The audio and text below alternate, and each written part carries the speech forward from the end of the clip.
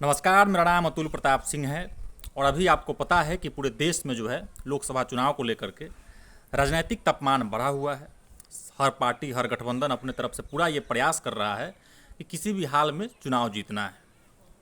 बिहार की सारण लोकसभा सीट जो है, लालू प्रसाद यादव जो राजद के राष्ट्रीय अध्यक्ष हैं, उन्होंने अपनी चुनावी राजनीति जो है, संसदीय जीवन सारण लोकसभा सीट से चुनाव लड़ करके यहाँ से जीत हासिल किए थे। पहली बार 29 साल की उम्र थी तब लालू प्रसाद यादव की 1977 में। क्योंकि लालू प्रसाद यादव जेपी आंदोलन के बाद एक अच्छे नेता के तौर पर पूरे बिहार में उभरे थे और पहली बार 29 साल की उम्र में सारण लोकसभा सीट से ही चुनाव जीत करके संसद पहुंचे थे। 4 बार लालू प्रसाद यादव यहाँ से सांसद रहे हैं। राजीव प्रताप रूढ़ी जो वर्तमान में सांसद हैं, 2014 में मोदी लहर में यहाँ से जीत करके दिल्ली पहुँचे, 2019 में लगातार दूसरी बार पहुँचे। इसके पहले भी राजीव प्रताप रूढ़ी 2 बार यहाँ से सांसद रह चुके हैं। तो कुल मिलाकर देखा जाए तो लालू प्रसाद यादव यहाँ से 4 बार सांसद रहे हैं और राजीव प्रताप रूढ़ी जो भाजपा के बड़े नेता हैं, केंद्र में मंत्री भी रहे हैं, तो वे भी यहाँ से 4 बार सांसद रहे हैं। और लालू प्रसाद यादव और राजीव प्रताप रूढ़ी दोनों सारण लोकसभा सीट से सांसद रहते हुए केंद्र में मंत्री भी बने। सारण लोकसभा सीट जो है ये 2008 के पहले इसको छपरा लोकसभा क्षेत्र के नाम से जाना जाता था। 2008 में जब परिसीमन हुआ तो इसका नाम छपरा से बदल करके सारण कर दिया गया। राजीव प्रताप रूढ़ी पर भाजपा ने एक बार फिर से भरोसा जताया है और उनको टिकट मिला है।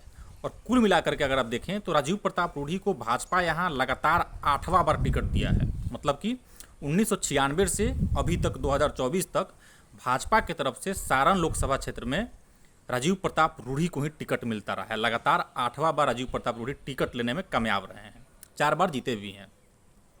तो राजीव प्रताप रूढ़ी यहाँ से हैट्रिक लगाने के लिए बहुत मेहनत कर रहे हैं। उनको भरोसा है कि मोदी जी के नाम पर, मोदी जी के काम पर जनता उनको एक बार फिर से जिताएगी और राजीव प्रताप रूढ़ी हैट्रिक लगाने में सफल हो जाएंगे। दूसरी तरफ से उम्मीदवार हैं लालू प्रसाद यादव की बेटी रोहिणी आचार्य। रोहिणी आचार्य ने अभी तुरंत सक्रिय राजनीति में कदम रखा इसी चुनाव से। हालांकि सोशल मीडिया पर रोहिणी आचार्य बहुत पहले से एक्टिव रहती हैं, विपक्ष के खिलाफ हमेशा लिखती रही हैं, सोशल मीडिया पर मुखरता से लिखती रही हैं। लेकिन चुनावी राजनीति में, सक्रिय राजनीति में रोहिणी आचार्य ने अभी इसी चुनाव से तुरंत कदम रखा है। रोहिणी आचार्य अभी बहुत मेहनत कर रही हैं, चूँकि लगातार 2 चुनाव यहाँ 2014 और 2019 में उनकी पार्टी यहाँ से हार चुकी है। तो राजद की तरफ से ये पूरा जोर लगाया जा रहा है कि हर हाल में ये सीट जो है इस बार जीतना है। और इसके लिए रोहिणी आचार्य दिन रात पसीना बहा रही हैं, मेहनत कर रही हैं, पूरा क्षेत्र घूम रही हैं। और राजीव प्रताप रूढ़ी हैट्रिक लगाने के लिए भी यहाँ दिन रात मेहनत कर रहे हैं। तो दोनों तरफ से पूरा दमखम लगाया जा रहा है। 20 तारीख को यहाँ 5वें चरण में वोटिंग है।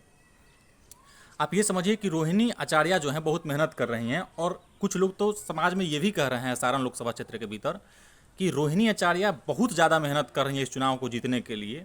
और रोहिणी आचार्य के बहुत ज़्यादा मेहनत करने के कारण राजीव प्रताप रूढ़ी को भी इस बार पिछले 2 चुनावों की अपेक्षा ज़्यादा मेहनत करना पड़ रहा है, ज़्यादा पसीना बहाना पड़ रहा है। ऐसा समाज में, क्षेत्र में लोग बता रहे हैं। तो राजीव प्रताप रूढ़ी का मकसद ये है कि यहाँ अभी तक कोई भी लगातार 3 बार चुनाव नहीं जीत सका है।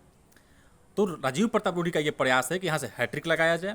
और रोहिणी आचार्य का ये प्रयास है, राजद का ये प्रयास है कि किसी भी हाल में 2 टर्म यहाँ से लगातार हार हो चुका है, हर हाल में ये सीट जीतना है, फतह करना है। लालू प्रसाद यादव का इस सीट पर विशेष जोर है। लालू प्रसाद छपरा में आकर के कई बार कैंप किए हैं, लगातार यहाँ 1 दिन 2 दिन रुकते भी हैं, कार्यकर्ताओं के साथ बैठक करते हैं, लोगों से मिलते जुलते हैं पार्टी ऑफिस में। तो दोनों तरफ से पूरा ये प्रयास किया जा रहा है। सारण लोकसभा सीट का जो इतिहास उठाकर देखेंगे तो आपको पता चलेगा कि यहाँ या तो यादव जीतता है या फिर राजपूत जीतता है। राजीव प्रताप रूढ़ी यहाँ से 4 बार जीते जरूर हैं, लेकिन 4 बार में 1 बार भी लालू प्रसाद यादव को नहीं हराए हैं। हालांकि अलग बात है कि राजीव प्रताप रूढ़ी हर मंच से ये बताते हैं कि मुखौटा दूसरा कोई प्रत्याशी होता है, लेकिन यहाँ से चुनाव रूढ़ी जी के खिलाफ लालू प्रसाद यादव ही लड़ते हैं। लेकिन हकीकत ये है कि लालू प्रसाद यादव को राजीव प्रताप रूढ़ी सारण में 1 बार भी हरा नहीं सके हैं। दूसरे कैंडिडेट्स को हरा करके रूढ़ी जी 4 बार यहाँ से चुनाव जीत करके सदन पहुँचे हैं। जातीय समीकरण की बात करें तो भाजपा का जो यहाँ बेस वोटर है वो सवर्ण है, वैश्य है। और चूँकि चिराग पासवान गठबंधन में है तो पासवान वोटर भी है। इसके अलावे कुशवाहा भी है, उपेंद्र कुशवाहा गठबंधन में है। तो इसके अलावे जो है ये नीतीश कुमार हैं, तो कुर्मी कोयरी सब मतलब अति पिछड़ा का अगर अथी देखें, आप जोड़ करके देखें तो जातीय आधार पर भी देखें तो एनडीए का पलड़ा जो है वो भारी दिखता है।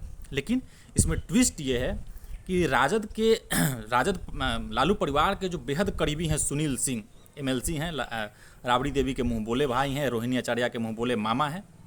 तो सुनील सिंह के ऊपर लालू परिवार की तरफ से शायद ये जिम्मेदारी दी गई है, ऊपर से उनको ये संदेश दिया गया है कि आपको राजपूत वोट में सेंध लगाना है।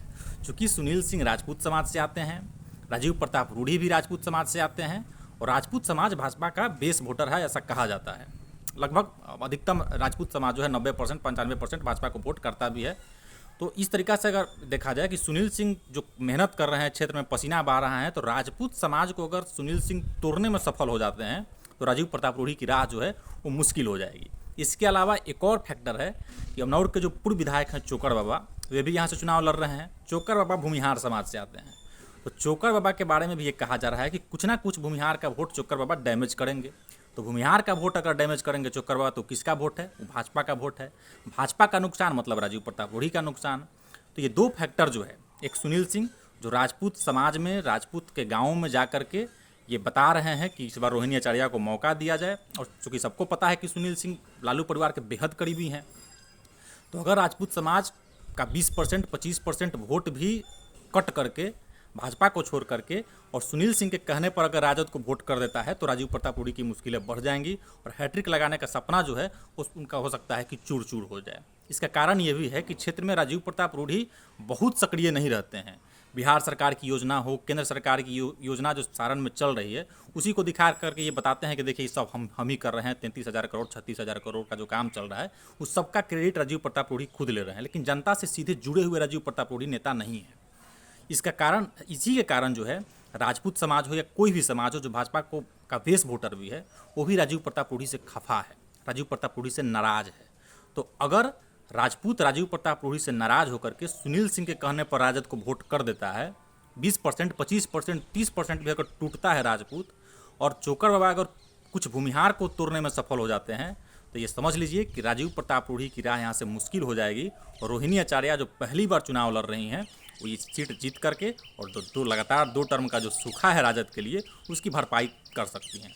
20 तारीख को वोटिंग है, 4 जून को रिजल्ट आएगा। बाकी आप बताइए सारण लोकसभा क्षेत्र में आपके तरफ क्या माहौल है, कौन जीत रहा है, कौन हार रहा है। बहुत बहुत धन्यवाद।